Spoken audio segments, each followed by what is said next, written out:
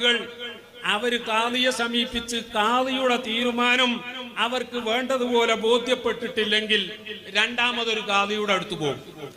ആ രണ്ടാമത്തെ കാളിയുടെ തീരുമാനം വേണ്ടതുപോലെ ബോധ്യപ്പെട്ടിട്ടില്ലെങ്കിൽ മൂന്നാമത്തെ ഒരു കാളിയുടെ അടുത്ത് പോകും.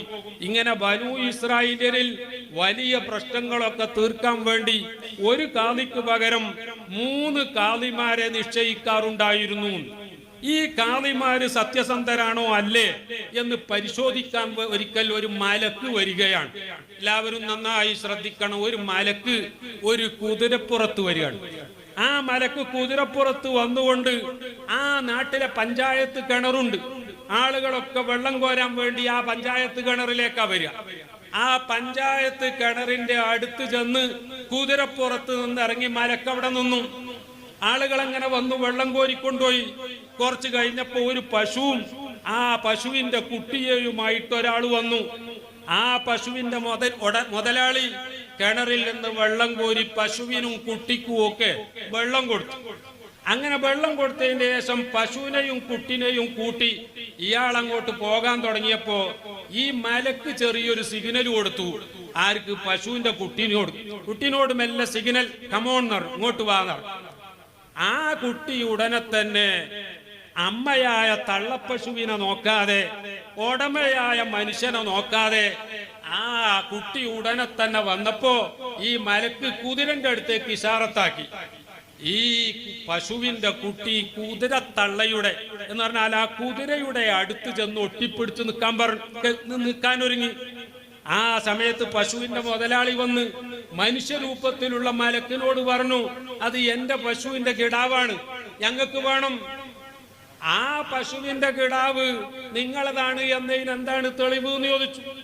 അയാൾ പറഞ്ഞു, ഞാൻ ഈ പശുവിനെയും കിടാവിനെയും ഒരുമിച്ച് കൊണ്ടുവന്നതാണ്, ഇതുവരെ എന്റെ കൂടെ തന്നെയായിരുന്നു.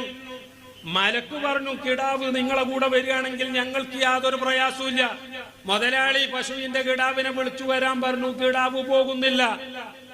അവസാനം ഈ പശുവിന്റെ മുതലാളി കാളിയാരെടുത്ത് സമീപിച്ചു. കാളിയാരെടുത്ത് പോവുകയാണ് എന്ന് കണ്ടപ്പോ ഉടനെ തന്നെ മറ്റൊരു വഴിയിലൂടെ മനുഷ്യന്റെ കോലത്തിൽ വന്ന മലക്ക് ഒന്നാമത്തെ കാളിന്റെ അടുത്ത് എന്ന് പറഞ്ഞു, നിങ്ങൾ പറയണം ഈ കിടാവ് പശുവിൻ്റെതല്ല കുതിരയുടേതാണ് എന്ന് പറയണം. കാളി പറഞ്ഞു, അതെങ്ങനെ ഞങ്ങൾ പറയാ? ഒരു പശുവിന്റെ കുട്ടിനെ ചൂണ്ടിയിട്ട് ഇത് കുതിരന്റെ കുട്ടിയാന്ന് പറയാൻ ഞങ്ങൾക്ക് പറ്റുമോ?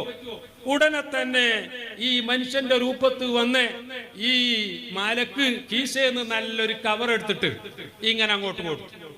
കാളിയാർ പറഞ്ഞു, ആയിക്കോട്ടെ, ഞാൻ അങ്ങനെ പറയാം. അങ്ങനെ രണ്ടാമത്തെ കാളിയാരെടുത്ത് ചെന്നു. രണ്ടാമത്തെ കാളിയാരെടുത്ത് ചെന്ന് ആ കാളിയാരോട് ഇതുപോലെ പറഞ്ഞു, നിങ്ങളെടുക്കൽ ഇപ്പൊ വരൂ ഒരാള്. ആ വരുന്ന ആളോട് നിങ്ങൾ പറയണം, ഇത് പശുവിന്റെ കിടാവല്ല, ഇത് കുതിരന്റെ കിടാവാണ്. അയാളും പറഞ്ഞു, ഞാൻ പറയൂല, ഞാൻ പറഞ്ഞാൽ ആൾക്കാർ വിശ്വസിക്കോ? അപ്പൊ ഇതേപോലെ പൈസന്റെ കെട്ടുകൊടുത്തു. ഉടനെ ആ കാളി എന്ത് പറഞ്ഞു, ഞാനും നിങ്ങൾ പറയും പോലെ പറയാം. അപ്പോഴേക്കും പശുവിന്റെ കിടാവ് പശുവിനെയുമായിട്ട് ഉടമ വന്നു. കാളിന്റെ അടുക്കൽ ബോധ്യപ്പെടുത്തി. ആദ്യാര് പറഞ്ഞു, ഇത് കുതിരന്റെ കുട്ടിയാണ്, പശുവിന്റെ കുട്ടിയല്ല. രണ്ടാമത്തെ കാളിന്റെ അടുത്ത് ചെന്നു. രണ്ടാമത്തെ കാളി അങ്ങനെ തന്നെ പറഞ്ഞു, ഇത് കുതിരന്റെ കുട്ടിയാണ്. മൂന്നാമത്തെ കാളിന്റെ അടുക്കല് മലക്ക് ചെന്നിട്ട് പറഞ്ഞു, നിങ്ങൾ ഇങ്ങനെ പറയണം, ഞാനിതാ പൈസ ജാസ്തി കൊണ്ടുവന്നിട്ടുണ്ട് എന്ന് കെട്ടെടുത്തു. അപ്പൊ മൂന്നാമത്തെ കാളി പറഞ്ഞു, എനിക്ക് ഇപ്പൊ നിങ്ങളെ വിഷയം കേൾക്കാൻ തന്നെ സമാധാനമില്ല. അതെന്ത് നിങ്ങൾക്ക് ഞാനൊരു വിഷയം വന്ന് പറഞ്ഞിട്ട് കേൾക്കാൻ സമാധാനമില്ല? നിങ്ങൾ എന്ത് കാളി? കാളി പറഞ്ഞു, ഞങ്ങൾക്ക് ഹൈലുണ്ടായിട്ടുണ്ട്. ഞങ്ങൾക്ക് ഹൈലുണ്ടായത് കൊണ്ട് ഇപ്പൊ ഇങ്ങനത്തെ ഗൗരവമുള്ള വിഷയങ്ങൾ കേൾക്കാൻ ഞങ്ങൾക്ക് മനസ്സിന് ഒരു ഫ്രീ ഇല്ല, അതുകൊണ്ട് നിങ്ങൾ പിന്നെ വരി. അപ്പൊ ഈ മലക്ക് ചോദിച്ച്, എന്ത് അത്ഭുതപ്പാ, ഈ ആണുങ്ങൾക്ക് ഹൈലുണ്ടാകും? അപ്പൊ മലക്ക് ഇത് ചോദിച്ചപ്പോ മലക്കിനോട് കാളിയാർ ചോദിച്ചു, എന്ത് ആണുങ്ങൾക്ക് ഹൈലുണ്ടാകുന്നു എന്ന് പറഞ്ഞിട്ട് നിങ്ങൾക്ക് മനസ്സിലാകുന്നില്ലല്ലേ? ശരി, എന്നാ പിന്നെ ഞാൻ നിങ്ങളോടൊന്ന് അങ്ങോട്ട് കേൾക്കട്ടെ. നിങ്ങൾ ഈ പശുവിന്റെ കുട്ടി കുതിരന്റെ കുട്ടിയാന്ന് എങ്ങനെ പറഞ്ഞ, അതാർക്കെങ്കിലും ബോധ്യപ്പെടുവോ എന്ന് ചോദിച്ചു. ആ സമയത്താണ് മലക്കിന്റെ ഈ മനുഷ്യന്റെ കോലത്ത് വന്ന് മലക്ക് അവിടെ വെച്ച് പറഞ്ഞു, കാളിയാനി ഫിന്നാർ വ ഖാലിൻ ഫിൽ ജന്ന.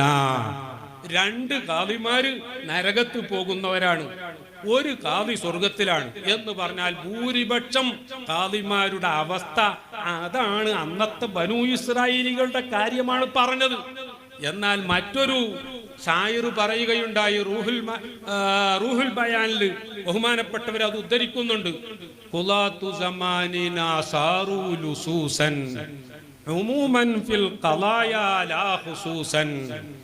നമ്മളെ കാലത്തെ കാളിമാരില് പൊതുവേ കാളിമാര് കള്ളന്മാരായി പോയിട്ടുണ്ട് എന്ന് അവർ പറയേണ്ടി വന്നു. അദ്ദേഹം വളരെ രസകരമായി പറയുന്നുണ്ട്, ഖശീനാ മിൻഹുമു ലൗ സാഫഹൂനാ ലലസ്സൂ മിൻ ഖവാതിമിനാ ഫുസൂസ. നമ്മളെ മുസാഫഹത്ത് ചെയ്യുമ്പോൾ കാളി മോതിരുമായിട്ട് പോകുമെന്ന് വരെ ഞങ്ങൾക്ക് പേടിയുണ്ട്. പ്രിയപ്പെട്ടവരെ, അത്തരം ഒരു അവസ്ഥ ഇല്ലാതെയാകണമെങ്കിൽ നല്ല ആലിമീങ്ങളെ, സുന്നത്തിയമായത്ത് ശക്തിയായി പറയുന്ന ആലിമീങ്ങളെ നമ്മുടെ കാളിമാരെ